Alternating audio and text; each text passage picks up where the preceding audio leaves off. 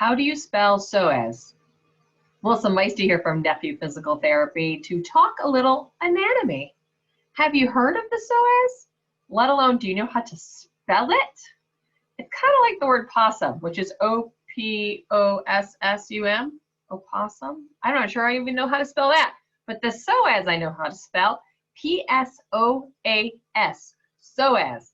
Question is, does anybody know where it's at?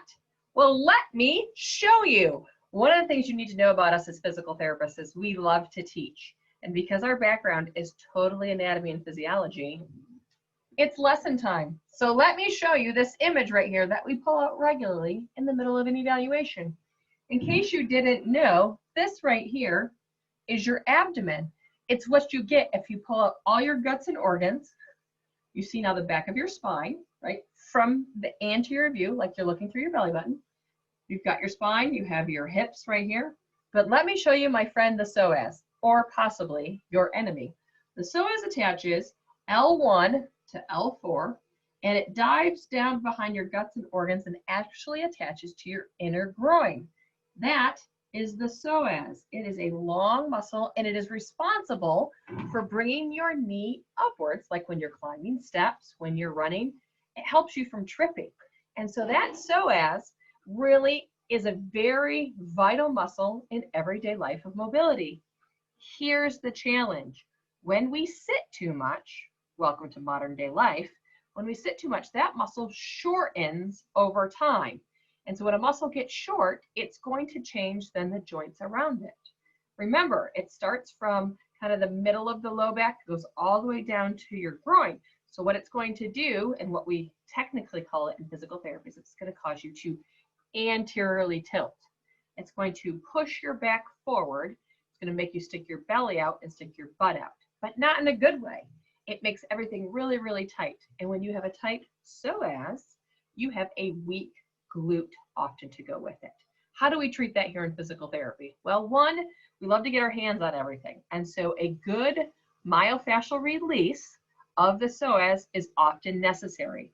That means I'm getting into your abdomen, I'm going to the side of the belly button, and I'm getting there with prolonged pressure, which is how we sometimes need to release muscles to get it to lengthen.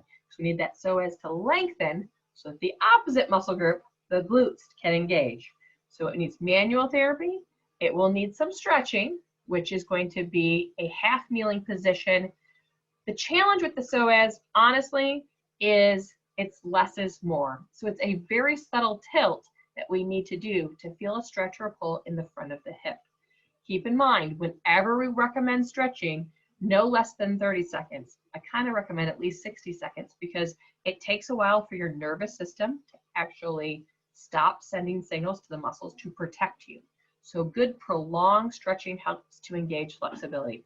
But the key to any stretching, and if you've been to any of these videos and you've heard anything that I say before, most of us struggle more with weakness than we do with inflexibility. And so therefore, if you're going to spend the time stretching out your PSOAS, which I highly recommend it if you're spending too much time sitting in a chair in front of your computer, you're going to need to strengthen the opposite muscle group, which is your glutes. So while the PSOAS is hard to spell, and it's often hard to get at, it can make your life hard, causing back pain and other hip and lower extremity issues. So don't neglect the PSOAS, stretch it regularly, follow it up with good strengthening so that pain is not a regular part of your everyday life. Melissa Meiste from Nephew Physical Therapy, because hip flexor pain is not normal. Do something about it.